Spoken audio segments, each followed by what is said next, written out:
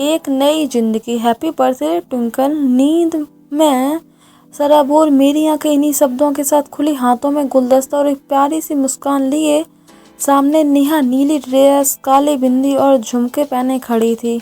मैं उसे एक पल देखता ही रह गया। कितनी सुंदर लग रही थी। उसने आगे बढ़कर मुझे गुलदस्ता दिया और मुस्कुराते हुए मैंने उसे शुक्रिया कहा। मेरा जन्मदिन तुम्हें याद था? मैंने पूछा। बिल्कुल, हमारी शादी की सालगिरह के ठीक 6 महीने बाद तुम्हारा जन्मदिन आता है। वैसे भी मुझे सब याद रहता है, तुम्हारी तरह नहीं हूँ कि हर चीज़ याद दिलानी पड़े, नेहा ने शरारती अंदाज में कहा। इससे पहले मैं कुछ कहता हुआ फिर बोल पड़ी, सुनो, मैंने इडली सांभर, लस्सी, ब्रेड रोल और रसमलाई बनाई है तुम्हारे लिए। वह भी सुबह जल्दी उठकर, इसलिए जल्दी बाहर आ जाओ और सुन लो। जैसे भी बनी हो तारीफ करनी पड़ेगी। किसी जीते हुए योद्धा की भांति उसने मुझे छेड़ा और हंसते हुए बाहर चली गई। ऐसी ही थी मेरी नेहा। शादी के बाद विदाई के समय उसकी आंखों में आंसू देखे थे। उसके बाद मैं कभी भी समझ नहीं पाया कि कोई इतना खुश कैसे रह सकता है। अपने आसपास जहां हर आदमी अपनी छोटी से छोटी समस्या में भी दुखी दिखाई पड़ता है, वहीं नेहा अपनी परेशानियों में भी हर दिन और चुलबुली होती गई। उसके अंदर पत्थर को भी हंसाने की ताकत थी। उसके लिए असीम प्रेम और इज्जत का भाव लिए मैं दफ्तर के लिए तैयार हो गया और बाहर पहुंचा। नेहा मेज पर बैठी अपने फ़ोन पर कुछ लिख रही थी। मेज को उसने कितनी अच्छे से सजाया था। उसने मुझे देखा और एक तंग दाग दिया। कितनी देर से इंतजार कर रही हूँ, बहुत भूख लग रही है और तुम इतनी देर से आ रहे हो, तुमने अभी तक कुछ नहीं खाया। पर क्या? मैंने पूछा। वह बस मुस्कुरा दी और मेरी थाली में इडली परोसने लगी। आज तुम्हें क्या तोहफा चाहिए? शाम को दफ्तर से लौटते समय लेकर आऊंगी, उसने मुझसे पूछा। हम अपनी ज़िंदगी में इतना व्यस्त हो चले थे कि अपने प्रियजनों के लिए भी ठीक से समय नहीं निकाल पाते। नेहा के जवाब में मैंने कहा, मैं तुम्हारा थोड़ा समय मांगता हूँ। आज शाम कहीं बाहर चलते हैं, साथ साथ सिर्फ तुम और हम। नेहा हंस पड़ी और कहा, मैंने अपना सारा समय तुम्हें दिया तो यह तय रहा, शाम को तुम मुझे दफ्तर से लेने आओगे और फिर हम खाना खाने सितारा होटल चलेंगे।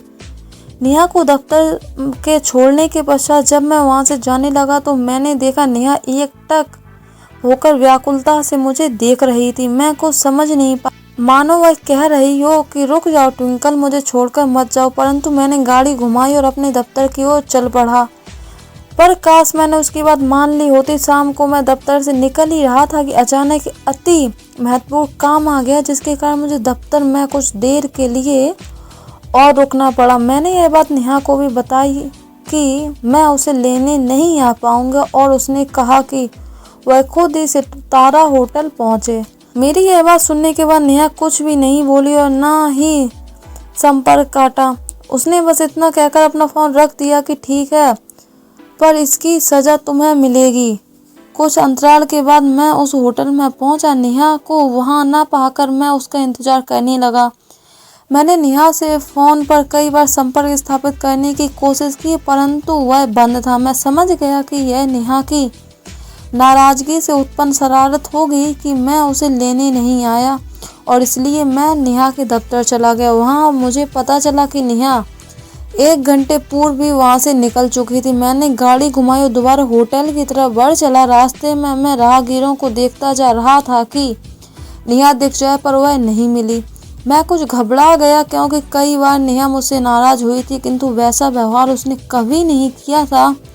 नेहा का फ़ोन अभी भी बंद था। मुझको लगा कि शायद नेहा घर चली गई हो, इसलिए मैं भी घर चला गया। घर बंद था और नेहा अभी तक घर नहीं पहुंची थी। रात्रि के 9 बज चुके थे। नेहा बिन बताए इतनी देर तक कभी नहीं घर के बाहर रही थी। मेरा दिल गले तक आ गया था, परंतु मैं यही सोच रहा था कि नाराज़गी में मुझे परेशान करने के लिए वह किसी सहेली के घर चली गई होगी और उसने फ़ोन को बंद कर दिया होगा। सुबह खुद ही आ जाएगी, पर यह कोई तरीका नहीं होता।